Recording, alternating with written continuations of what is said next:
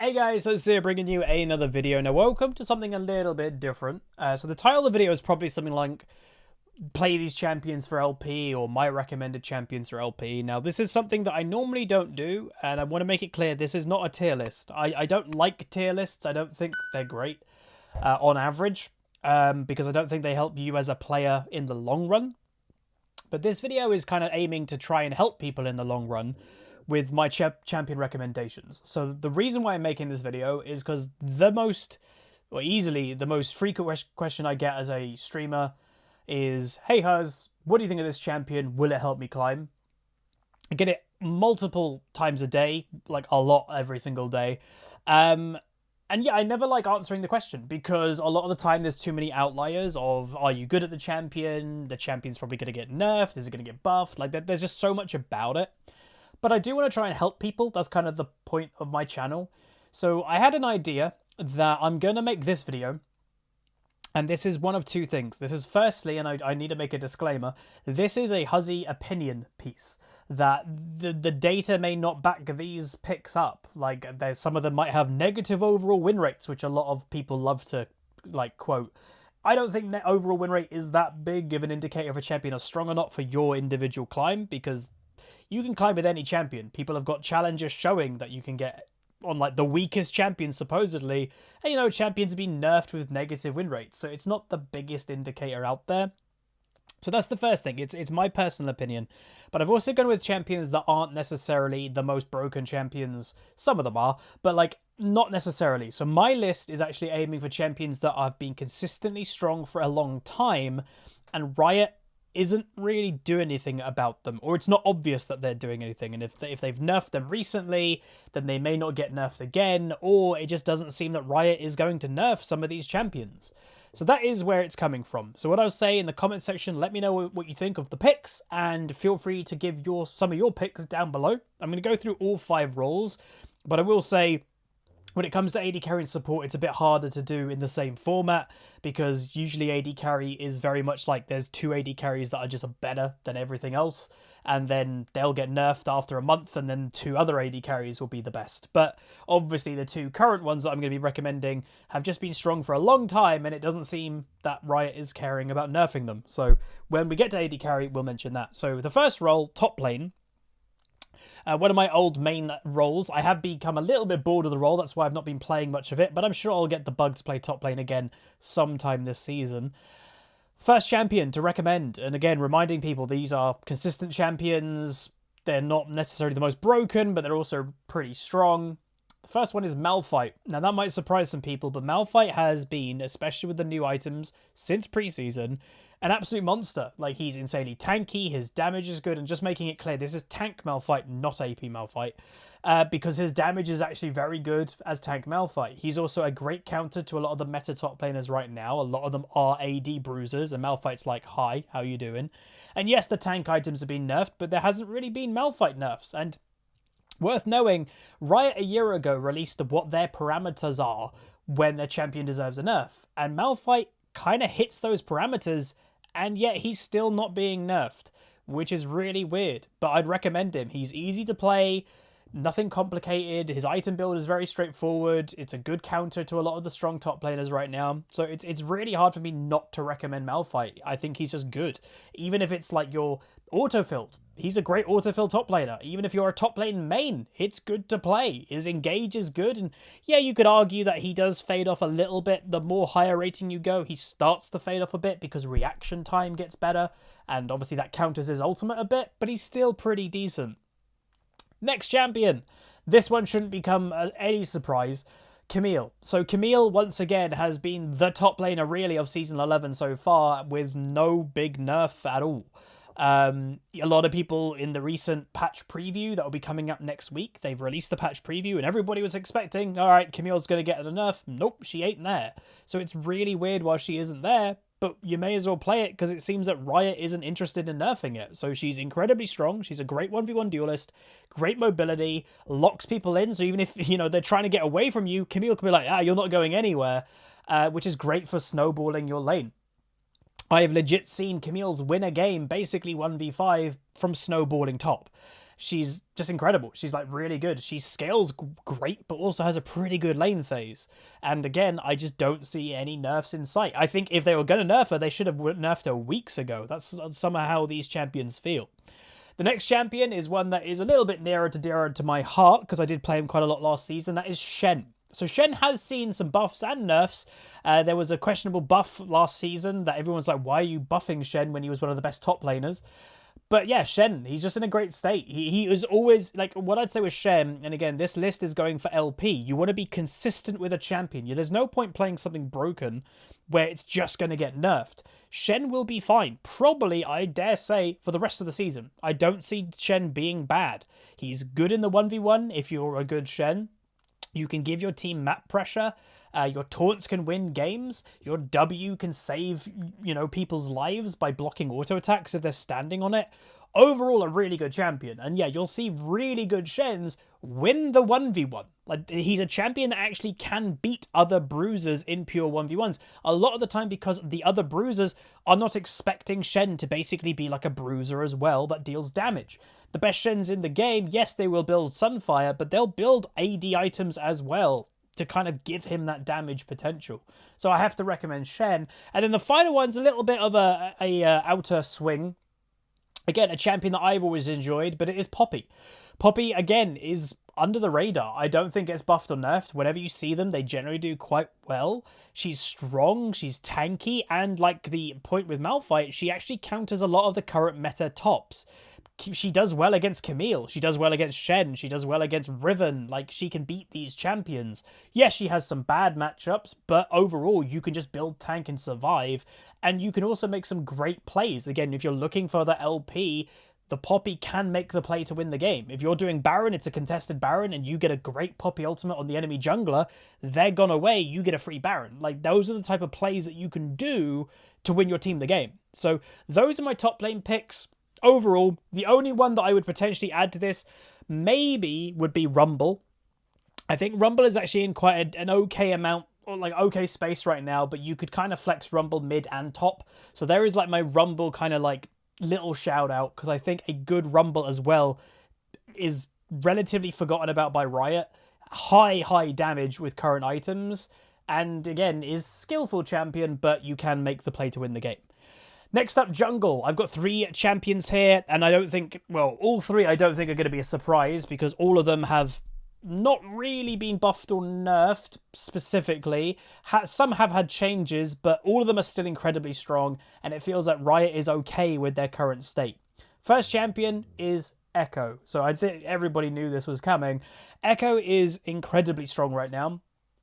Again, I am actually using my own ban. I now ban Ekko because he annoys me of how strong he is. In the kind of, when it comes to champion design, and he's an assassin, and in my head, champions should have strengths and weaknesses. An assassin has a strength of incredible damage. So I'm okay with Ekko's damage. It's a lot. He can one-shot people. It's fantastic. But then the normal trade-off of an assassin is, oh, they're going to just get killed pretty quick. That's where Ekko comes in as an assassin that also cannot get killed that fast. Unless you perfectly chain CC him, he'll just press R and survive. And he has an AoE stun that, if done correctly, can change the game as well. So the thing with Ekko is he's been around for now at least preseason and season 11 so far, relatively untouched. He's incredibly strong, can take over games, snowball really well, his ganks are pretty decent, and I don't think he's that hard to play. The hardest thing with Ekko is deciding when and where to use your W. That is the hardest thing of the champion. As long as you have okay decision making, you'll probably do quite well on the champion, and you'll probably find yourself carrying quite a lot too. And when you're taking him jungle, you're also offering other opportunities for people to carry. If you snowball your mid, when then suddenly your mid is really strong, but you're still strong as Ekko, or your top lane, or AD carry, it just is kind of enforcing the strength throughout your team. And Ekko, again, not terrible at objectives. Obviously, there are junglers that are better at doing them, but he can do them.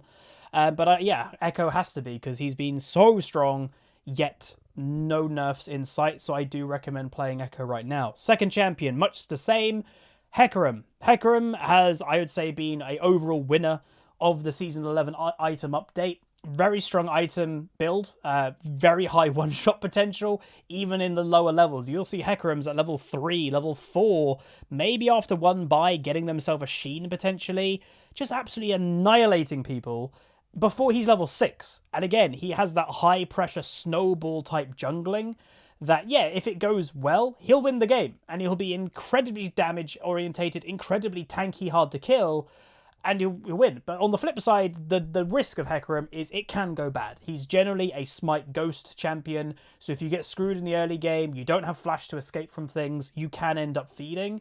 But it's the higher risk, higher reward type playstyle, and Hecarim, it has to be on this list, because again, very strong champion, see him quite often, and it doesn't look like he's getting a nerf anytime soon. And then the final champion, once again, probably not a surprise to most people, Kane. So Kane, again, I think he has had some changes, and obviously his items have had some changes here or there. Incredibly strong still. And sometimes the champions I'm recommending in this list would have just had a change in the last couple patches, but if they remain strong, that puts the champion in a really good position because they have just got changed.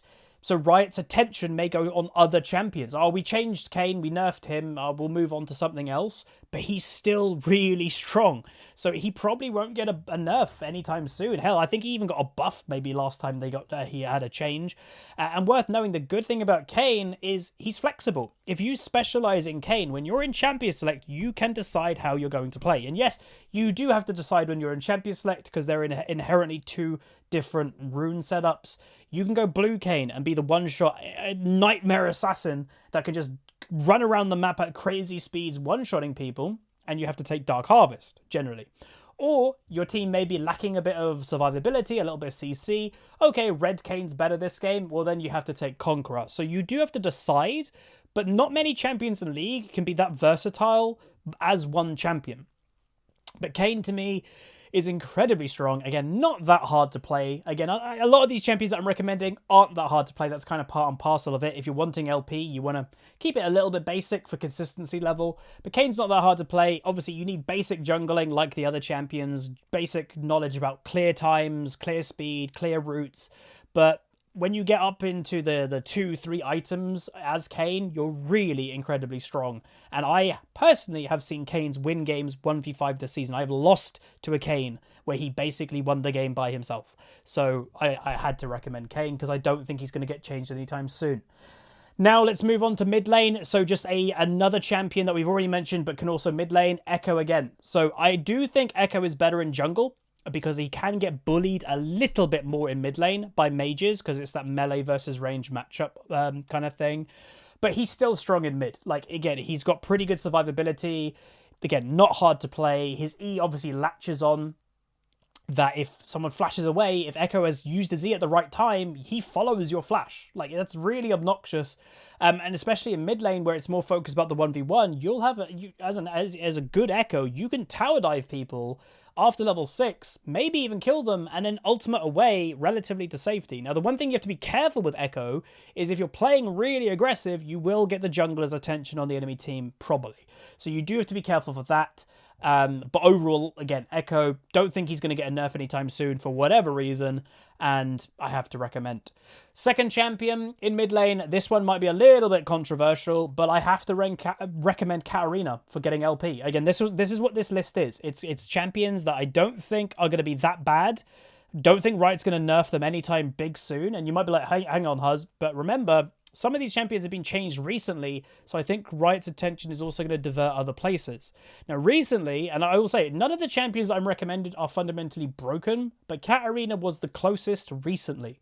She was what I think a lot of the League community would say is broken, a word that I don't like using when it comes to like telling people about champions, but they fixed it. So she could use Kraken Slayer and do all the true damage with her ultimate, and it was insane true damage. Like within a second, you were taking thousands potentially of true damage. That wasn't balanced. They've now kind of nerfed that to that she only benefits from 25% of the true damage. So a lot of Katarinas now have gone back to the AP build. But that doesn't put Katarina into a weak position. It still puts her into an incredibly strong position. The thing with Katarina is her playstyle has slightly changed from last season, where she used to have Gunblade that she could sustain and be relatively a safe laner in that respect. She's more of an all-in pick now, but her all-in damage is insanely frightening. And the one thing I would say about Katarina, more than most of these other mids, is you don't actually have to be that good at laning. You'll see Katarina mains with over 1 million mastery lose lane quite badly. They'll be down on farm by a lot. But the whole point of Katarina is roaming. And you can't really stop it. It's very frustrating when you're against a Katarina that she's never in mid with you. And your team's like, dude, push up the mid. If you can't follow the roam, push up the mid, get the tower. Katarinas just don't care. They're just going to roam to bot, try to go for that double kill, and often do get that double kill. And then do that a couple of times. They return to mid, and then they're stronger than you in the 1v1. And then you're dead to a Katarina in the 1v1. That's the strength of Katarina. She is arguably one of the best individual mid laners in the game for taking over a game. So again, she has to be on the list. Yes, she just got nerfed technically. The item got nerfed. But I think that's going to leave Katarina in a pretty good place that she's going to be relatively ignored by Riot now, and she's still insanely strong. Next champion is one that we can't ignore here at HuzzyGames. Kassadin. So Kassadin to me is still insanely good for solo queue. And, you know, don't be fooled. A lot of people will tell you, oh, he's pretty weak now. They got rid of Rod of Ages. No, like, before preseason, really good Kassadin players, some of them were ignoring Rod of Ages anyway. They weren't building it. So they're just doing that. So yes, he has a very weak early game. That is when you're supposed to bully a Kassadin, and you have to be careful if you're playing him. But he is a ticking time bomb. Like, get to level 6, you're a little bit stronger. Get to level 11, you'll probably be able to do a little bit more. But by the time you get to level 16, your power spike is so obnoxiously huge, you can win games by yourself. Recently, there was a clip on Reddit, some of you probably saw it, of a Kassadin making a play and was very proud of his play. He was just pressing R on people and he got like a quadra kill or a pentakill or something, and that was it. That was Kassadin. And it was like, oh, okay. Late game Kassadin is absolutely insane. Now, the negative of Kassadin, along with the next champion that I'm going to recommend, is that they don't really win lane. So the whole playstyle of, like, how do you get LP? Okay, step number 1, win your lane, then start to roam or take over the game. Kassadin doesn't really win lane. He can go even, but it's rare to see a Kassadin win lane. That's not the point of the champion. So that's the risk. If your team get behind and you're playing Kassadin, the game may be over before you can make an impact. But if you do, well, on average, you do fine in mid, on average your team are doing okay, then you're just probably going to be laughing when you hit level 16. The next champion as well is one that I have to also recommend because, well, again, Kassadin's relatively ignored by Riot, and this next champion, again, very strong, Vladimir. Vladimir is very easy to play. He doesn't have any resource when it comes to mana, so if you're someone that always burns through your mana way too quick, Vladimir may be for you. He also can lifesteal with his own abilities, so you can stay in lane longer as well, and that's often, yes, he's not supposed to win lane as a Vladimir, but you'll often see a Vladimir win the farm war against his opponent because he just stays in mid. Unless you can just straight up kill a Vlad, which is quite rare because he's got survivability with his W and all that, he'll just stay in mid and you have to base 2 or 3 times before you actually get a Vladimir to go back. That's really good for a Vladimir. And like Kassadin, he is a late game monster. By level like even 8 or 9, you're often seeing Vladimirs do a lot of damage, let alone when you get to like level 16. And the big thing with Vladimir, unlike some of these other champions, you yourself are incredibly strong for winning games, but you also benefit your team in a really positive way. That you, when you are affecting your opponents by your ultimate Hemoplague, they take increased damage. I think a lot of Vladimir players don't know that because a lot of them you'll see are split pushing. And you're like, why is a Vladimir split pushing? His ultimate is AoE and makes your teammates do more damage to those affected targets. That's huge. And you as a Vlad are even an insane champion in late game, let alone that ultimate combo too. So Vladimir to me has to be recommended. I don't think he's going to be incredibly weak, and he's, again, very easy to play, very basic in a lot of ways. The big thing with him is surviving, decision making, and making sure you can get to that mid to late game phase. And then the final champion for mid lane, again, no big surprise here. It's a champion that I always recommend, is Orianna. So Orianna to me is the staple mid laner in League of Legends, that she's never overpowered, but she's never really weak. She also can work in most comps. So if you you're looking for LP, but you're looking for the most consistent champion in mid lane, I would say, in League history, Orianna. You won't see her in patch notes because she is just Orianna. Like, she's good. She can win lane. Her damage is obnoxious. When you get good at her, you can do a lot of damage in the early game. You have an auto attack enhanced passive, so auto attacks deal more damage. Your ultimate can make the play of the game, and obviously, yes, you also can whiff it and lose the game. But if you hit an amazing Orianna ultimate, it's fantastic. And you also offer your team protection. You have a shield, technically. You offer them a speed up with your W when they stand on the zone. So there's so much positive to Orianna that she can't not be on my recommended list for LP. Because, again, she's ignored by Riot for a good reason. Like, some of these champions, I think, shouldn't be getting ignored by Riot. Orianna's fine. She is just what I would say is balanced. That's good for LP because you know you're going to be playing a consistent champion probably for the whole of Season 11. And then finally, let's go into AD carry. Now, I'm going to just go through this very quick because the thing with AD carry meta, I think I mentioned at the beginning, is AD carry meta has been the same for years, and I don't see it ever changing. There is basically 2, maybe 3 AD carries at a time that are viable. There's not really any reason not to play them at the time. So you may as well play those 2 until the meta changes. Right now, the only 2 AD carries that I would actually recommend people to play, especially one of them because she is literally being ignored by Riot, but is Kaiser and Jhin. No surprise, I would presume, to anybody. Other people will say, what about Ashe? What about Samira? What about this or that?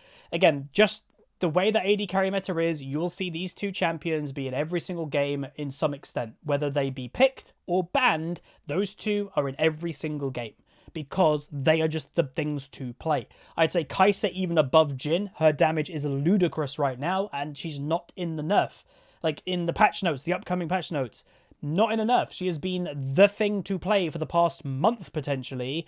Still okay. Riot's not nerfing it. And again, this is the problem, what I would say, with Riot's balance, that because they've gone more of a robot version of balance nowadays, that they have these parameters, it feels like there's no human actually balancing the game. The whole community can feel like Kaiser needs to be nerfed. Even in pro play, she's in every single game, either pick or ban, but because she doesn't hit those magic parameters for whatever, she won't get a nerf. So you may as well just play Kaiser if you can right now as an AD carry. If not, go on Jhin. And if both are banned, which is likely, play whatever you want, pretty much. Maybe Ashe. But I have to recommend those 2. And then finally, for support. So support, I'd say, arguably, is a little bit more open, that I personally don't love enchanter supports, so I'm not recommending them, but if you like them, go for them. I don't think I can't recommend healing supports right now, because I just don't think the healing supports are actually fantastic, but I would say expect maybe those to start getting buffed, because there's a huge healing conversation in League of Legends right now, and it's not to do with not to do with support healing like a Soraka. She actually got buffed recently. It's to do with self-healing. So I could see potentially, if Riot do take it seriously, they may continuously nerf lifesteal, omnivamp, and self-healing, but they may then buff champions like Nami and Soraka's healing itself to try and split the healing a little bit more. So maybe they will make a comeback later this season. But the 2 champions that I just have to recommend that I think are going to be relatively ignored in patch notes, but are always considerably just good to play. The first one is Morgana. Can play basically into anything in bot lane. Very safe. Could also play aggressive. Could also save your AD carry with Black Shield. Don't think it's going to be buffed or nerfed too heavily, but the items that she uses may get nerfed. But you can play Morgana in a damage support, or you can play her in a proper support. And she's always going to be quite useful. Obviously, you do need to land those binds, though. But I have, Morgana is number 1. And then number 2, for me, personally, is Leona. Again, don't really see the champion being buffed or nerfed. Is a tank. Tanks are quite strong. You can go a Sunfire build if you don't want to go like a Locket build. It's actually not that bad. Her damage is quite high. She enables her team, and you can make the big play to win the game. You can land an amazing ultimate on the right target. You've won. So those are the champions, everybody, that I would recommend. Let me know what you guys think down below. What champions do you think have I missed? But remember, this is just my personal list. You may agree with it, may disagree with it. That's completely fine. And again, the data may not back up what I'm saying, but this is just what I've experienced. These are the champions that I'm continuously seeing doing quite well, and also seeing them not really get that affected by the patch notes. And obviously, yeah, some of them have had recent changes, but they haven't ruined the champions. at all. They're still strong, and then I think because they've just been changed, Riot's going to put their attention to something else, and they're just going to stay in a really strong way. But that's going to be it. Hope you guys enjoyed. If you did, do throw a like on the video, throw a comment, throw a subscribe. See you guys next time. Peace.